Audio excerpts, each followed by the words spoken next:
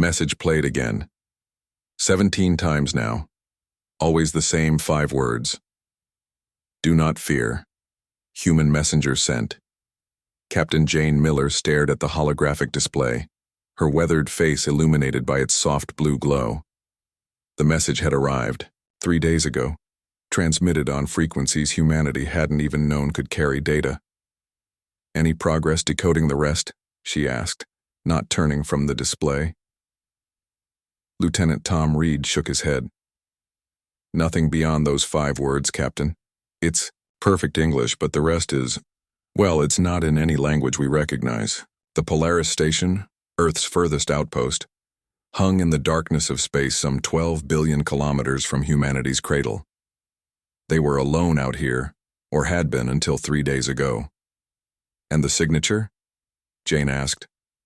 Still calculating its origin. Whatever sent this was far away. Very far. Tom's voice dropped almost to a whisper.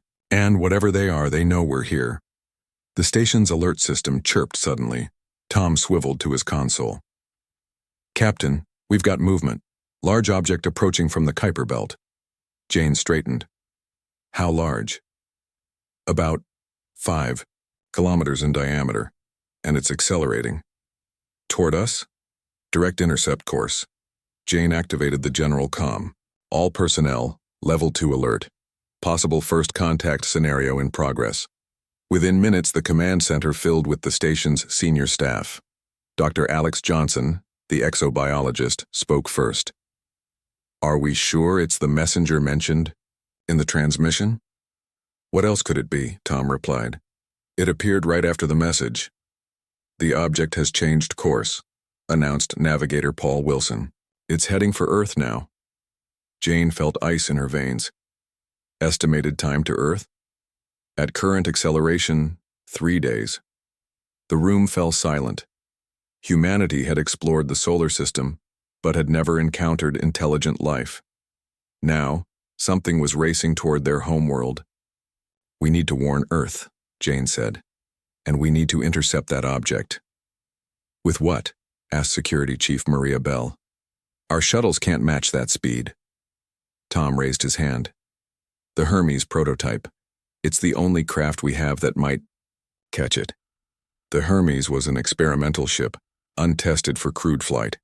It represented humanity's most advanced propulsion system, and their only hope. I'll pilot it, Jane said. Captain, Maria began to protest. This isn't a discussion. Prepare Hermes for launch in 30 minutes.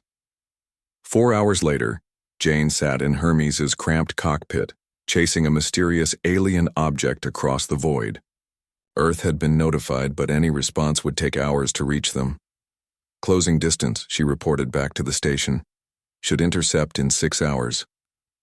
As the hours passed, Jane could finally make out details of the object on her sensors. It wasn't a solid mass, but rather a complex structure of metal and crystalline materials, surrounded by a field of energy that distorted space around it. This is definitely artificial, she transmitted. And the technology is beyond anything we've developed. When Hermes finally pulled alongside the massive construct, Jane felt a strange calm replace her fear. The object slowed, as if aware of her presence.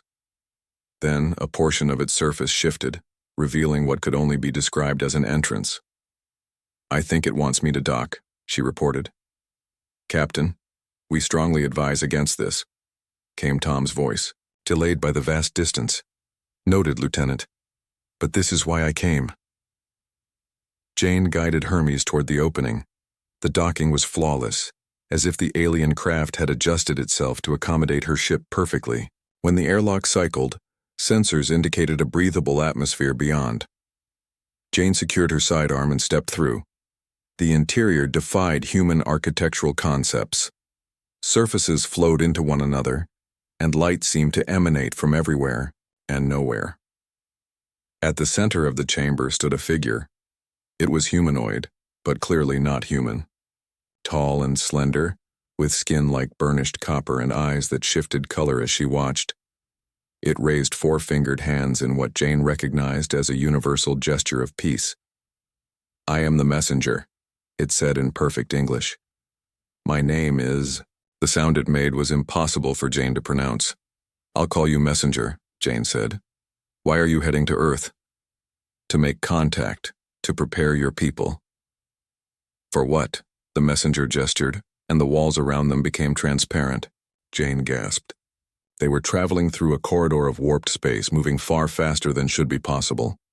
"The galaxy is vast but not empty," the messenger explained. "Many civilizations exist. Some are ancient. Some are dangerous." "And which are you?" Jane asked.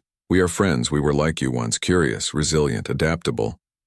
We recognize those qualities in your transmissions. That is why we chose Earth." "Chose Earth for what?" "The coalition requires new members. Species with unique perspectives. The dangers grow, and diversity of thought is our best defense." Jane felt the weight of history on her shoulders. "And if we refuse?" The messenger's eyes shifted to deep blue. "Then you face the void alone. The predators will find you eventually. Humanity's choice will determine its future." "What predators?" "Those who see emerging intelligence as competition rather than potential. They have destroyed thousands of worlds," Jane thought for a moment.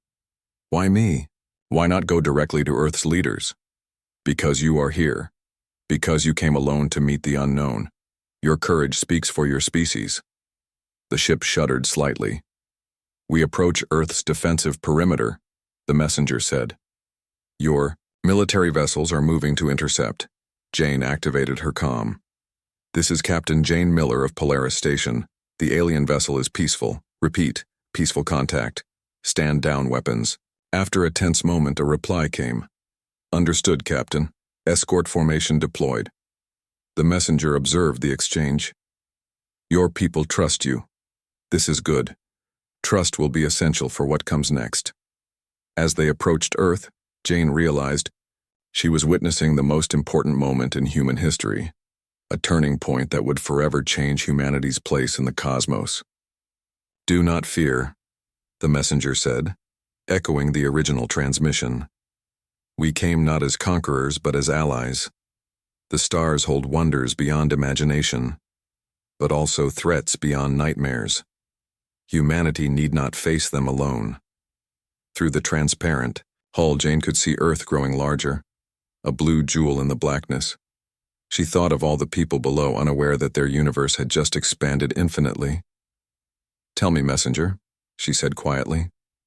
"Are we ready?" The alien being turned, its color-shifting eyes toward her. "No species ever is, but you will adapt. That is what humans do best."